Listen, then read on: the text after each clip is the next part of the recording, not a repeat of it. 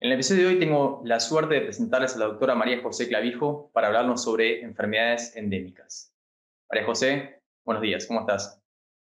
Buenos días, Leandro. Muchísimas gracias por tenerme en tu programa hoy. A vos.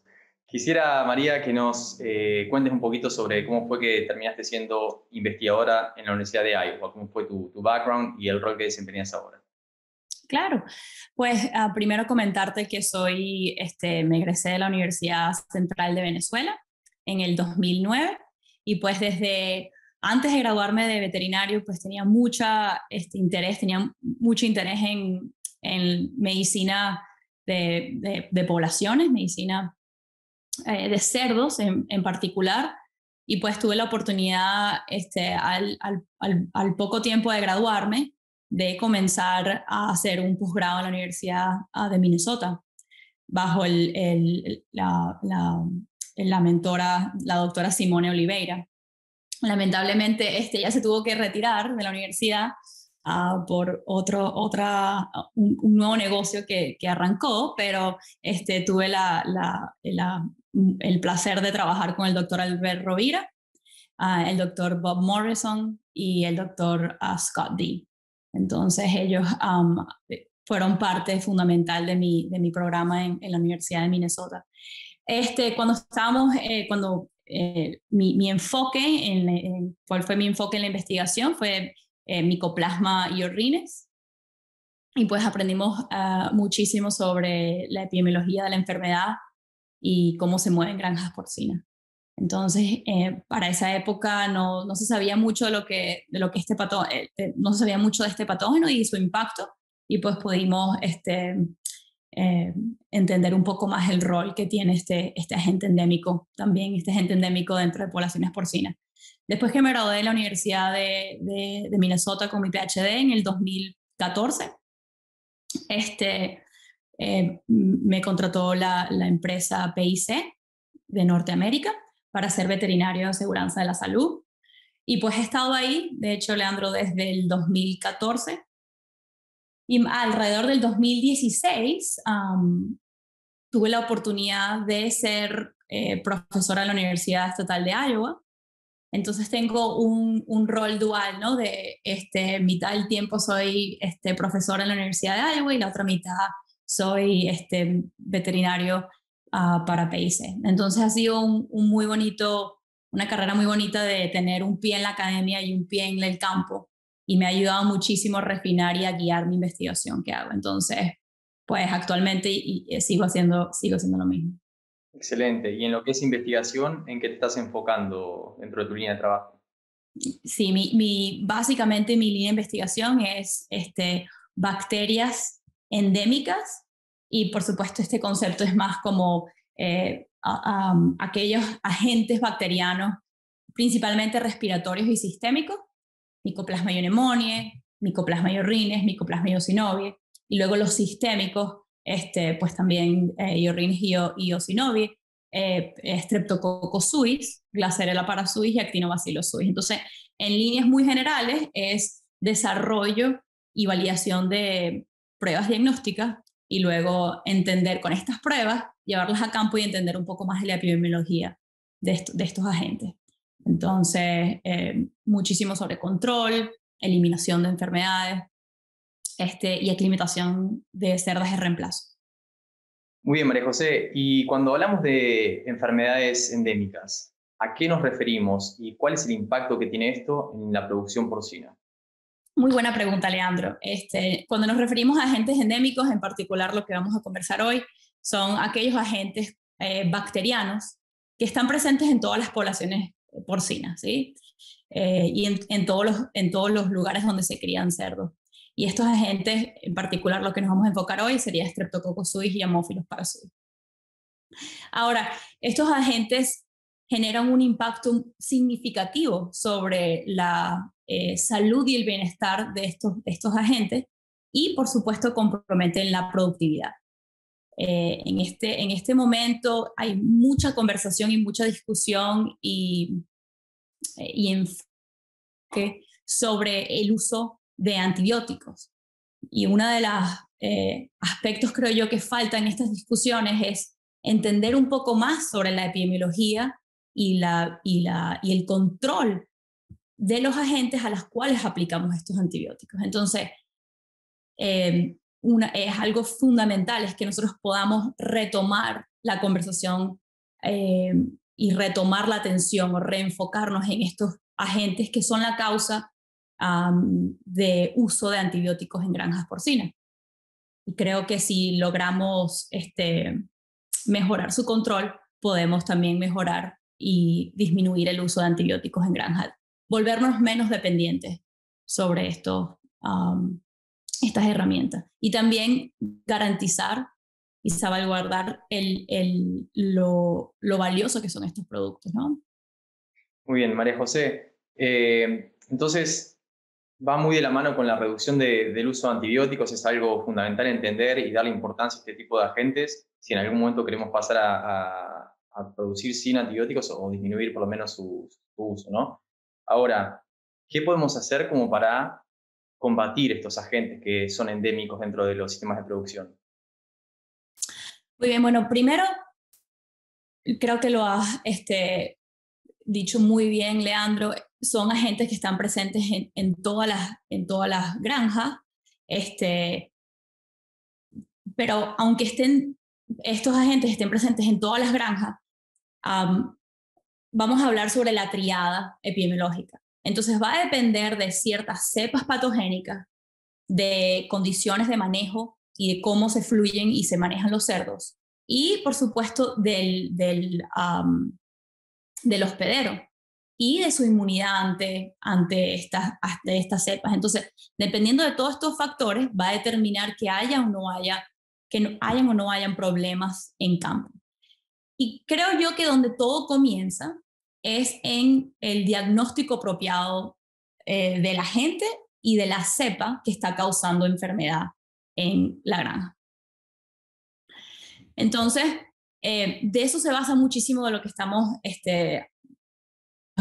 enfocando en los últimos un par de años. Las dos entidades para las cuales yo trabajo, la Universidad Estatal de Iowa y PIC como la que genera el reemplazo de animales en granja, el que proporciona animales de alto valor genético. El gol fundamental para ambas entidades es desarrollar sistemas de diagnóstico y monitoreo de agentes endémicos para mejorar su control. Y eso fue lo que quisimos hacer con estos agentes y hemos aprendido muchísimo sobre su epidemiología, que nos ha ayudado a refinar y mejorar sus programas de control. Bárbaro, María José. ¿Cuáles son las tendencias que ustedes pueden ver en la Universidad de Iowa sobre estos agentes etiológicos? Claro. Esta es una pregunta frecuente que nos hacen nuestros clientes y estamos lidiando ante un problema de Streptococcus suis en los últimos años y de Haemophilus parasuis. Y pues mi equipo, y en particular mi estudiante, la doctora Ana Paula Silva, se propuso un objetivo de estimar la frecuencia de casos de Streptococcus suis en los últimos 10 años. Lo que ella observó es que comparado con el 2015, en el 2019 hubo alrededor de 612 más casos en el 2019 comparado con el 2015. Y vemos tendencias similares con Haemophilus parasuis y con Actinobacillus suis. Entonces, aunque hay muchísimos factores que nos pueden llevar a observar este incremento de casos como mejoras en el diagnóstico y más enfoque hacia estos factores, a estos patógenos endémicos, una introducción de un agente en particular, una cepa particular virulenta, cambios en el manejo y en el uso de antibióticos. Se puede ver muchísimos factores que nos llevaron a observar estos cambios y este aumento significativo en los casos de todos estos agentes endémicos. Yo creo que lo importante aquí es que todavía vemos cómo estos agentes continúan desafiando la salud y el bienestar de nuestros cerdos y de la productividad en granjas porcinas, y por ende es importante que entendamos el porqué y que podamos aplicar nuevas tecnologías para poder caracterizarlos mejor y controlarlos. excelente. Entonces, cuando hablamos de estos agentes, y vamos a irnos en concreto, dos ejemplos, Streptococcus suis y Haemophilus parasuis, me comentabas, o me hacías la pregunta de cómo es el control de estos agentes en granja, y lo puedo poner en líneas muy sencillas, porque creo que hay dos grandes áreas que nos tenemos que enfocar para mejorar su control en granja. Entonces, digamos que en nuestras granjas sufrimos de un aumento de casos de meningitis o de artritis o de policerositis, digamos, en cerdos desde las 3 semanas de edad hasta las 10 semanas de edad. Entonces, vamos a ponerlo en dos grandes aspectos. Primero, el diagnóstico y tratamiento, ¿sí? Entonces, de nuevo, estamos hablando de casos o un aumento de casos clínicos. ¿Cómo hacemos para abordar este tema? Lo primero es un tratamiento de emergencia, ¿sí? Y esto se puede hacer con un ceftiofur o una enrofloxacina intramuscular, y en algunos casos algunos veterinarios deciden utilizar dexametasona. Y esto lo vas a aplicar a cerdos que estén clínicamente afectados, ¿sí? Luego, puedes considerar aplicar un tratamiento en el agua o en el alimento con amoxi o penicilina, preferiblemente en el agua, a grupos afectados. El tercer punto a considerar acá es, como supone que tengamos problemas en el destete o en lo que llaman la transición o la batería, sería ideal que se aplicara un tratamiento al destete intramuscular, de nuevo puede ser con ceftiofur, antes de la aparición de signos clínicos.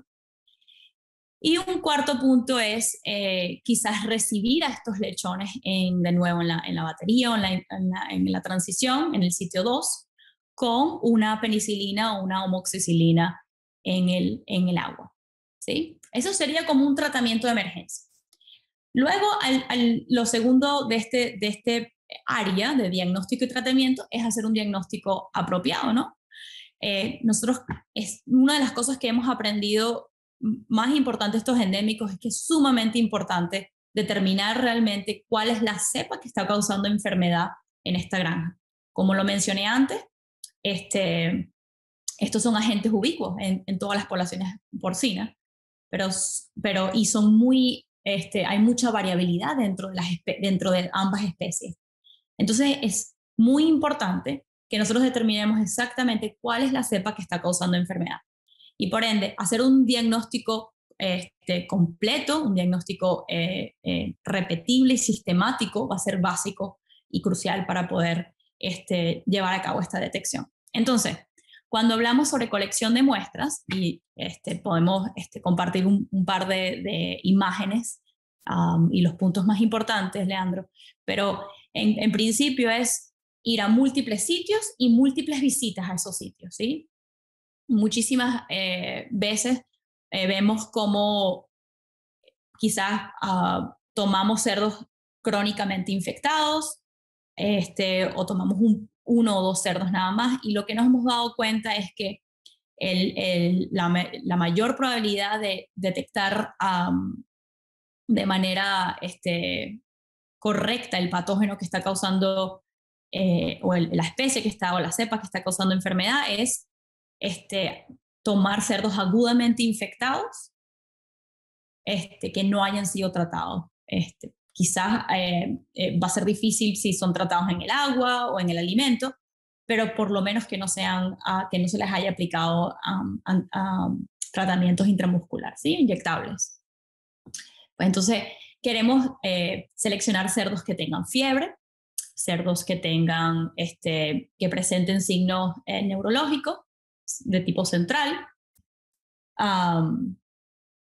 Quizás en casos de cojeras o de artritis, queremos seleccionar cerdos con este tipo de sintomatología, o cerdos también, en el caso de Haemophilus parasuis o Mycoplasma iorrhines, queremos seleccionar cerdos que tengan fiebre. Entonces, pues, nosotros recomendamos unos 2 a 3 cerdos por 2 o 3 cerdos por sitio, y considerar, dependiendo de los resultados, considerar repetir este diagnóstico de nuevo si no se ha encontrado la cepa importante, ¿sí? Entonces, en el caso de Streptococcus suis o en el caso de patógenos que causen signos neurológicos, nosotros recomendamos que si pueden enviar la cabeza intacta del animal sin abrir el cráneo, va a mejorar que no haya una contaminación de la muestra. ¿Okay? Entonces se envía la cabeza intacta. Si no se puede enviar la cabeza intacta por problemas de envío, logística, etcétera, pues lo segundo que recomendamos, el segundo paso sería líquido cerebroespinal o fluido cerebroespinal, ¿sí? Y nosotros podemos compartir con ustedes algunos recursos que tenemos para cómo se hace la toma de esta muestra. Si no se puede enviar el líquido cerebro o el fluido cerebroespinal, es recomendable tomar de la manera más aséptica un hisopado de las meninges, ¿sí? Pero, de nuevo, reiterar que siempre teníamos el concepto, y yo lo hacía muchísimo en práctica, es enviar simplemente, o abrir el cráneo y enviar el cerebro completo, y nos hemos dado cuenta que como Streptococcus suis se encuentra en diferentes partes del cuerpo, puede contaminar el cerebro, y no necesariamente cuando vamos a hacer el cultivo bacteriológico, no necesariamente detectamos la cepa que está causando enfermedad, sino que detectamos la cepa que quizás no esté asociada con clínica. ¿Y qué pasa si de nuevo metemos esa cepa dentro de un producto autógeno? Pues estamos vacunando para la cepa incorrecta. Entonces podemos hablar un poco más sobre la biología o la genética de esta especie más adelante, Leandro, pero comunicar lo importante de la toma de muestra aséptica, repetible y sistemática este proceso. Y pues una vez que ya se haya detectado el agente, es muy importante también que envíen tejidos para histopatología, para que podamos detectar el agente en alta cantidad, en cultivo puro, en lesiones, ¿sí? Muchísimas veces en el laboratorio de diagnóstico de Iowa vemos que la cepa que se aísla en cultivo puro y en alta cantidad del cerebro Streptococcus suis. Y cuando vemos, el patólogo hace examina el tejido, no ven lesiones. ¿Qué significa esto? Que en algún momento, en algún momento del proceso desde toma de muestra hasta el cultivo bacteriológico se contaminó la muestra y pues hemos detectado un agente que no necesariamente ha generado lesiones en el cerebro, entonces, o en las meninges. Entonces es muy importante que siempre la cepa que vayamos a considerar para un producto autógeno, por ejemplo, sea una cepa que hayamos encontrado en tejidos con lesiones particulares asociados a esa especie. Entonces, una vez, hay muchísimos, podemos hablar sobre test diagnósticos, Leandro, pero hay muchísimos test diagnósticos que podemos utilizar para categorizar o caracterizar las cepas. De nuevo, son especies que tienen un rango desde cepas comensales hasta cepas altamente patogénicas, y es crucial que nosotros identifiquemos la cepa que causa lesiones. Entonces, más adelante hablaremos sobre cuáles son estas herramientas de diagnóstico. Entonces, para sumarizar un poco aquí lo que estamos hablando. Primero dijimos, bueno, tenemos un caso elevado de meningitis, artritis, policerositis, etc. El primer área es hablar de diagnóstico y tratamiento. Segundo sería, una de las cosas más importantes sobre el control de estos agentes es el balance entre inmunidad y desafío. Entonces, queremos maximizar la inmunidad y minimizar el desafío del agente. Cuando hablamos de maximizar la inmunidad, ¿a qué nos referimos? Y hay 3 puntos importantes que quiero comunicar acá. Primero, nosotros tenemos que hacer un muy buen trabajo de aclimatación de la cerda de reemplazo. Sí, claro, aunque no sabemos muchísimo, o todavía tenemos muchísimo que aprender sobre aclimatación de cerdas de reemplazo para agentes endémicos, sabemos que contamos con herramientas como la vacunación, y en este caso, en los últimos 2 años, hemos visto un incremento de la adopción de productos autógenos para controlar estos agentes endémicos, en particular Streptococcus suis y Haemophilus o Glasserella parasuis. Y pues recomendamos nosotros a nuestros clientes que en el desarrollo de esa cerdita de reemplazo se incluya la aplicación de un agente, de un producto autógeno para desarrollar esa inmunidad y que haya un buen transmisión de calostro y de buena inmunidad de la madre al lechón, ¿sí? Entonces aplicamos una vacuna autógena a la cerda de reemplazo. Algunos sistemas hacen dos administración en el GDU o en el unidad de aclimatación o de desarrollo de la cerda primeriza. Y lo otro que aplican es una vacuna preparto, ¿sí? Y esto lo hacen generalmente entre 3 a 5 semanas preparto, aplican un booster de la vacuna para la cerda, ¿sí? En Norteamérica, por lo general, hay algunos sistemas que lo aplican, otros sistemas que no. Todavía eso está en discusión y tiene que ser evaluado, la eficacia y la efectividad de productos autógenos en la línea de producción, ¿sí? Entonces tenemos muchísimos clientes que nada más se enfocan en la madre y también tenemos otros clientes que han adoptado una vacunación al lechón, ¿sí? Y luego, sumamente importante que el manejo del calostro se haga de manera adecuada, que garanticemos que esos lechoncitos reciban este calostro y todo lo valioso de esta inmunidad que se transmite de la madre al lechón. Entonces hablamos de maximizar la inmunidad y minimizar el desafío. ¿Cómo minimizamos el desafío? 3 puntos a tocar acá. Primero, manejar los grupos, todo dentro, todo fuera, y dependiendo de la cantidad de casos que tengamos en granja, aplicar quizás un MAC-Rebel temporal para minimizar la transmisión entre camadas. Y el segundo punto es minimizar el estrés ambiental.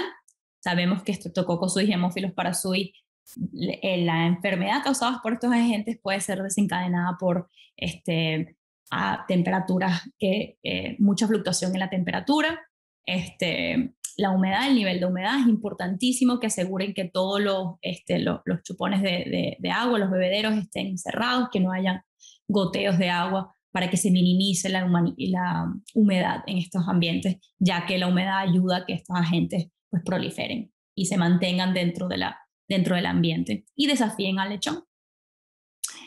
Y por supuesto un programa de desinfección y limpieza y desinfección de todas las instalaciones para de nuevo minimizar el desafío y la cantidad de bacterias en el ambiente. Y por último, el minimizar el desafío, queremos aplicar que cualquier tratamiento de larga acción o de larga duración se aplique después de los 14 días de edad. ¿Sí? Es muy importante esto. Es importante que nosotros dejemos que el lechón se exponga a todos los patógenos endémicos en la maternidad cuando está bajo inmunidad materna. Lo que hemos observado es que si ustedes aplican un antibiótico de larga duración antes de los 10 días, puede ser que esto interfiera, no se colonice el lechón con estos patógenos, no desarrolle una inmunidad activa y luego cuando entra en el sitio 2 o en el destete, caen estos anticuerpos maternales y el lechón no ha podido desarrollar esos valiosos anticuerpos para poder combatir la enfermedad o resistir la enfermedad en esta etapa, ¿sí? Entonces, es sumamente importante que el lechón genere inmunidad activa y que se exponga de manera controlada a estos patógenos en la maternidad. Muy bien. Y mencionaste que hay kit diagnósticos como para detectar este tipo de patógenos, porque desde la práctica, a partir de lo que me decís, yo pienso, ¿no? Primero, la importancia de contar con la visita o con un veterinario propio de la granja para tomar este tipo de muestras. No cualquiera puede tomar una muestra de líquido cefalorraquídeo. Y bueno, también cuando uno reconoce este tipo de problema, o sea, aplicar el tratamiento, pero ir a buscar la causa, ir a entender la causa, porque si no vamos a estar siempre trabados ahí con esos patógenos endémicos dentro de la granja, ¿no? exactamente.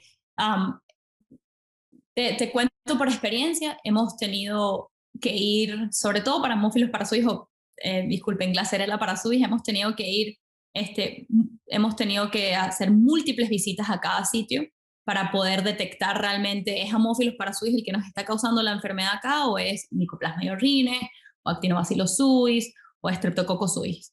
Entonces es sumamente importante que nosotros contemos con ese conocimiento y que hagamos el proceso de diagnóstico de manera sistemática, y se repita el proceso, porque aunque tengamos el conocimiento de cómo tomar las muestras, hagamos la toma de muestra de la manera más adecuada, son patógenos que, sobre todo los patogénicos, sobre todo las cepas virulentas, ya les cuento por qué, a veces son difíciles de detectar.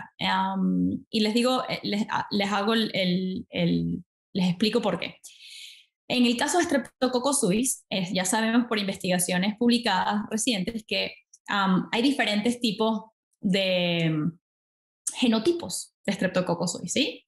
Y los genotipos de la cavidad respiratoria, los genotipos obtenidos de casos sistémicos y los genotipos obtenidos de casos de cerdos saludables que no están clínicamente afectados son genéticamente diferentes, significativamente. Primero, importante recalcar que son los virulentos o las cepas de casos sistémicos son significativamente más pequeños. Y lo que nosotros, o lo que se piensa, la hipótesis es que son cepas quizás menos robustas, no se encuentran en una gran cantidad en la cavidad nasal, en la tónsila y en las mucosas. Y son, digamos, si nosotros queremos tomar muestras, tratar de diagnosticar o aislar cepas virulentas de estas áreas, de la tónsila, del pulmón, de la cavidad nasal, lo que nos encontramos es que sobreviven o logran crecer cepas más robustas de Streptococcus suis. Y pues lo que se sabe es que estas cepas más robustas y que crecen mejor en medios de cultivo, usualmente, y que colonizan estas áreas que les mencioné, son las cepas que no son relevantes para la clínica, ¿sí? Digamos, son cepas comensales, o en algún caso oportunistas, pero no son la cepa a la cual tenemos que enfocarnos para controlar, o sea, no es la cepa que tenemos que dirigir nuestros esfuerzos. Entonces, por eso que menciono que es de suma importancia hacer un muestreo apropiado, a los que les comentaba del tipo de muestras de tomar, el tipo de lechón y cómo hacer el envío de las muestras. No mencioné, pero es importante que no envíen, no envíen el pulmón. Yo sé que muchísimas veces ha sido una muestra que logramos obtener el Streptococcus suis, y sí, en ciertos casos podemos detectar la cepa importante en este tejido, pero tienes una mayor probabilidad de aislar la cepa incorrecta si usas el pulmón, ¿sí? O muestras de la cavidad respiratoria superior. Entonces, el tercer punto aquí es cómo hacemos el manejo y el envío de la muestra. Entonces, lo que mencioné, enviar tejido fresco y tejido fijado. Cada tejido de cada animal se tiene que empaquetar individualmente. Comúnmente vemos, por ejemplo, el cerebro en la misma bolsa que el pulmón, pues entonces ahí el riesgo que tenemos es que a lo mejor el pulmón sí viene cargado con la cepa correcta causando esa meningitis, pero el pulmón puede contaminar el cerebro o las meninges, y pues terminamos aislando la cepa incorrecta. Por supuesto, tiene que refrigerar apenas se colectan las muestras. Para Haemophilus parasuis o Glacerella parasuis tenemos que usar el medio de AMIS, incrementa el chance de cultivar a este agente, y pues es de suma importancia que incluyan lo que nosotros referimos con la metadata, que son todas aquellas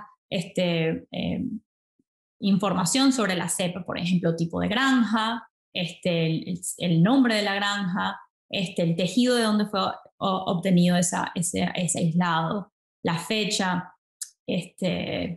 etcétera. Ese tipo y la edad del animal. Esa información ha sido vital. Entonces, ¿qué herramientas cuentan con los productores, los veterinarios para caracterizar las cepas? Entonces, la forma en la que nosotros abordamos este punto es utilizar pruebas que nosotros le llamamos de screening, ¿sí? Que es para tener un entendimiento preliminar del potencial patogénico de una cepa. Entonces, comencemos desde el principio. Primero, buena toma de muestra, seleccionar el cerdo correcto, la toma de muestras correcta, hacer un proceso repetible, es decir, va a necesitar múltiples visitas a la granja, enviar al laboratorio, el laboratorio va a tratar de hacer todo lo posible para generar un aislado en cultivo puro. Luego que tenemos eso y hemos detectado ese agente en lesiones asociadas con ese patógeno, luego tenemos una serie de herramientas que podemos utilizar para caracterizar. Entonces, el primer paso que tenemos que hacer es, bueno, ¿esta cepa es relevante, sí o no? Bueno, ya sabemos que la aislamos en cultivo puro, en lesiones asociadas. Podemos hacer serotipificación, ¿sí? Para ambos, Haemophilus Glasserella parasuis y para Streptococcus suis. Y lo siguiente es que podemos utilizar diferentes tests que nos ayudan a determinar determinan si la cepa tiene o no tiene factores de virulencia. El tema de factores de virulencia es bien complejo. Hay algunas cepas que no necesariamente hay un marcador global de virulencia, pero son marcadores bastante robustos, bastante buenos, que están presentes en la mayoría, en el caso de Streptococcus suis, en la mayoría de las cepas patogénicas, por lo menos que vemos en Norteamérica. Entonces, el veterinario puede decidir utilizar este test, que es un PCR. Entonces, tienen el aislado, corren serotipificación para entender cuál es el serotipo, y luego corren para ver si tiene este factor de virulencia, ¿sí? Y hay muchísimos factores de virulencia que han sido utilizados para caracterizar cepas Streptococcus suis. Pues, luego que tenemos esa información del serotipo y de si tiene o no tiene la presencia de factores de virulencia, podemos decidir si hacemos y aplicamos tecnologías un poco más avanzadas para serotipificar y realmente caracterizar de manera completa a esa cepa. ¿Por qué no nos quedamos simplemente con serotipificación y con factores de virulencia? Es porque estos test no son necesariamente altamente discriminatorios. Es decir, tú puedes obtener un serotipo, digamos serotipo 2 para Streptococcus suis, que puede ser altamente patogénico, moderadamente patogénico, de baja patogenicidad o no patogénico. Entonces, si nosotros simplemente nos basamos en serotipificación, hay la posibilidad que incluyamos una cepa que no sea patogénica o sea de baja patogenicidad y no sea realmente la cepa que esté causando enfermedad en la granja. Entonces es importante que luego que obtengamos serotipificación y obtengamos esa respuesta de la presencia o ausencia de factores de virulencia, decíamos, bueno, mira, tenemos un serotipo que está asociado con una enfermedad y este patógeno tiene este factor, vamos a enviarlo para secuenciación completa del genoma y poder compararlo contra otras cepas en nuestra base de datos para saber cuál es su relevancia clínica en este caso. Y Leandro, eso es lo que nos hemos ido enfocando en los últimos 2 años y es la integración de toda la información que tenemos del patógeno con toda la información que tenemos de dónde viene esa cepa que obtuvimos y la integración de técnicas de biología molecular novedosas como secuenciación del genoma completo. Y esa integración de esos 3 factores nos ha ayudado a entender muchísimo más la relevancia de las cepas. Entonces te comento un poco sobre este tema. ¿Cómo puede ayudar la secuenciación del genoma completo a los productores, a los veterinarios que nos están escuchando? Y vamos a hablar de 4 puntos importantes. Número 1, selección del candidato ideal para vacunas autógenas. Número 2, nos ayuda a entender cómo podemos hacer el flujo de los cerdos y la mezcla de los cerdos de manera más adecuada. Número 3, nos ayuda con el monitoreo y la vigilancia epidemiológica de las granjas porcinas.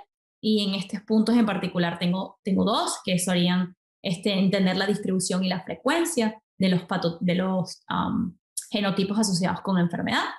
Y número 2, investigación de casos de quiebres de la salud, ¿no? Asociados con estos patógenos. Entonces hablamos, y el cuarto punto es entender y monitorear la resistencia antimicrobiana, ¿sí? De nuevo, todo usando la información obtenida con la secuenciación del genoma completo. María José, te hago una pregunta. Cuando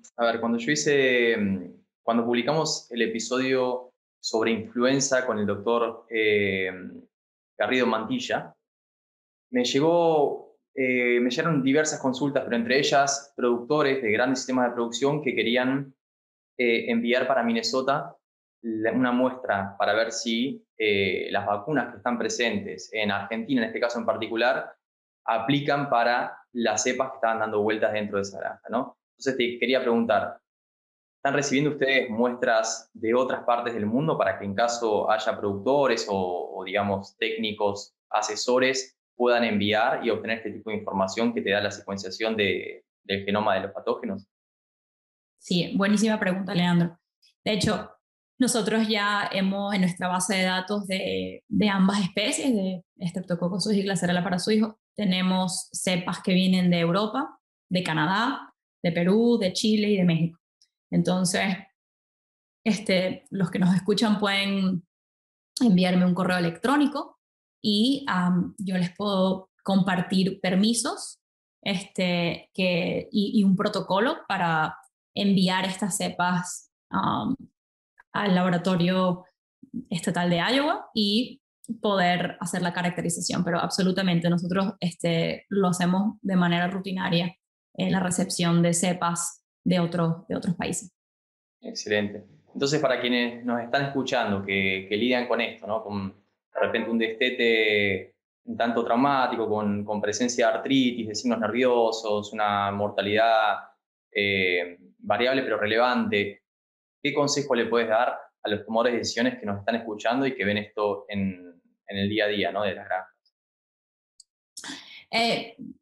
Sí, por supuesto. Leandro, creo que lo principal es realmente hacer un buen diagnóstico en granjas de cerdos, realmente entender primero cuál es la especie que está causando enfermedad. De nuevo, muchísimos de estos agentes endémicos causan lesiones y clínica muy similar.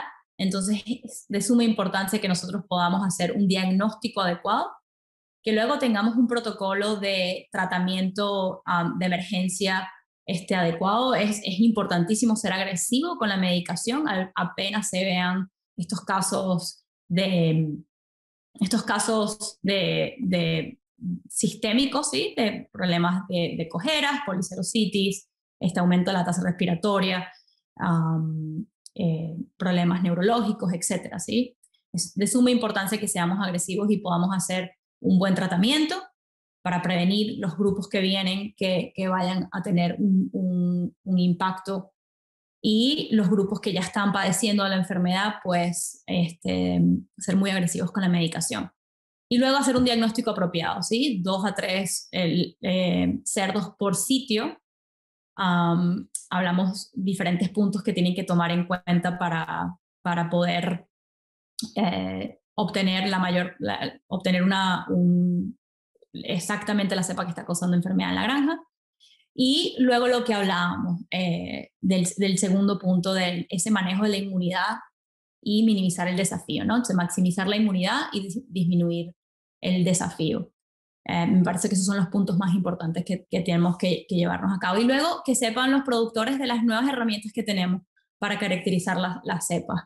Hemos visto realmente que todavía, Leandro, hace falta muchísimo más investigación y entendimiento sobre la eficacia de estas herramientas de vacunación, pero lo que nos comparten los productores a nosotros y los veterinarios es que cuando nosotros obtenemos la cepa correcta y la cantidad de antígeno correcta en la vacuna, un ayudante robusto hay un buen eficacia de estos productos. Entonces, creemos que el proceso quizás en el pasado ha sido un poco inconsistente de cómo determinamos cuál es la cepa correcta y por ende comentarle a tus oyentes que es de suma importancia caracterizar y pues que tomen, que aprovechen estas nuevas técnicas moleculares para caracterizar bien las cepas que tienen en sus granjas. Muy bien, María José. Vamos a dejar entonces en las notas del programa el email de la doctora Clavijo para quienes quieran contactarla y sacarse las dudas. Y te agradezco mucho tu participación, que nos compartas tu experiencia. Y bueno, nada, nos estaremos hablando. Muchísimas gracias, Leandro.